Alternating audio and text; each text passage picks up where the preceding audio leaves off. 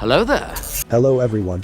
Now that the final major title update for Monster Hunter Wilds has dropped and the only significant content on the horizon is the upcoming expansion, I wanted to take a moment to discuss the one feature, aside from the well-documented performance issues, that has left me genuinely disappointed with the game. Before anyone jumps to conclusions, this isn't a hate post. I absolutely love Monster Hunter Wilds.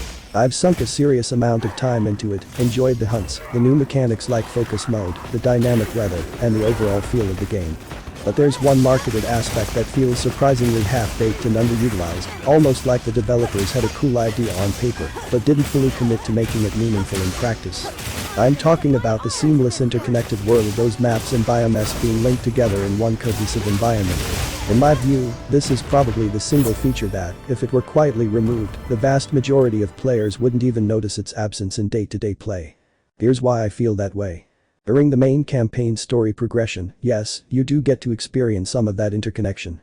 You ride your secret to cross between zones and see the world transition in real time. But even then, the actual connection between most biomes boils down to long, fairly nondescript tunnels or narrow corridors that serve mainly as loading buffers disguised as traversal. There's very little meaningful gameplay happening in those transition spaces, no ambushes, no surprise monster crossings, no real sense of a living, breathing shared ecosystem beyond a couple of scripted story moments.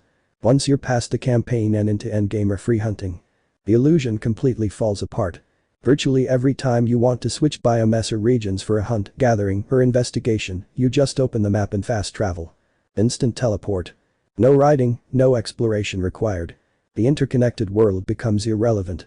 What makes this implementation especially frustrating is how much more effectively Capcom pulled off a similar concept in the past, specifically with the guiding lands in Monster Hunter World. Iceborne. In the guiding lands, they took biomes from across the game, desert, forest, rotten vale, tundra, volcanic hollow, coral highlands, and literally stitched them together into one massive, shared map. There were no arbitrary tunnels or loading barriers between them. The transitions were organic. Rocky slopes blending into sandy dunes, fungal valleys flowing into frozen cliffs. Most importantly, monsters actually roamed and migrated between areas. You could start a fight with a monster in the lush forest zone, have it flee in panic, chase it across the border, and finish the battle in the scorching desert. The ecosystem felt alive, different regions influenced each other, resources shifted based on monster activity, and the whole map rewarded exploration because everything was truly connected.